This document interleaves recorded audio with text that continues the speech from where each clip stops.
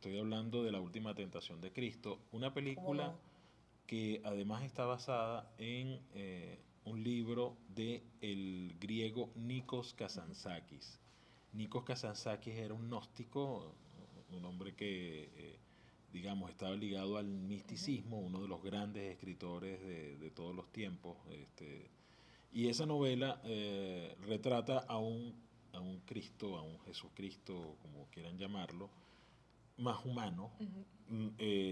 digamos, distante de la divinidad que la cristiandad le ha conferido.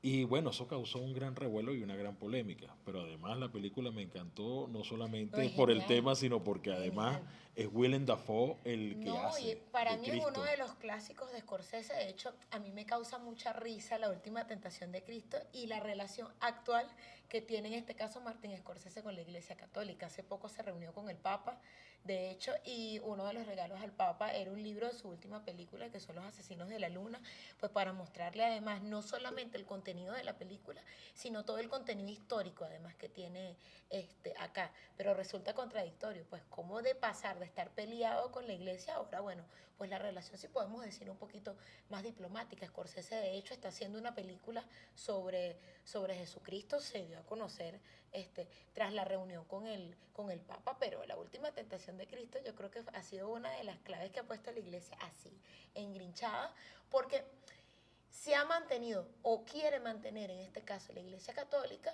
una imagen de cristiandad de un santo y se aparta o han querido apartar esa imagen humana o esa historia humana a Claro, través pero de tienes que Cristo. ver, Mariana, el contexto histórico. Ujú.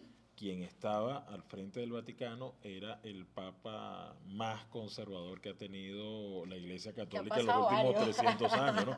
Estoy hablando de Juan Pablo II, quien en definitiva empezó a hablar pestes de la película y creo que incluso estas autoridades de la iglesia no entendieron cuál era la dimensión Ujú.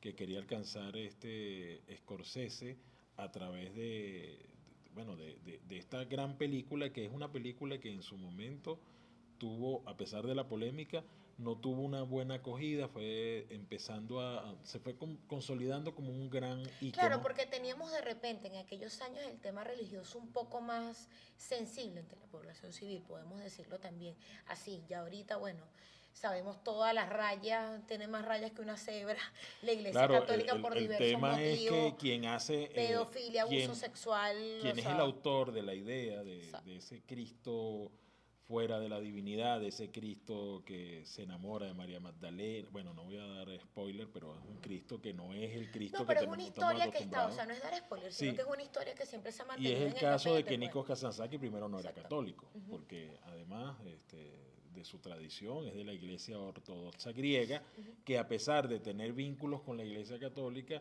no es una iglesia que, por decirlo de alguna manera, tenga esa inferencia dentro de los contenidos literarios, en este caso cinematográficos.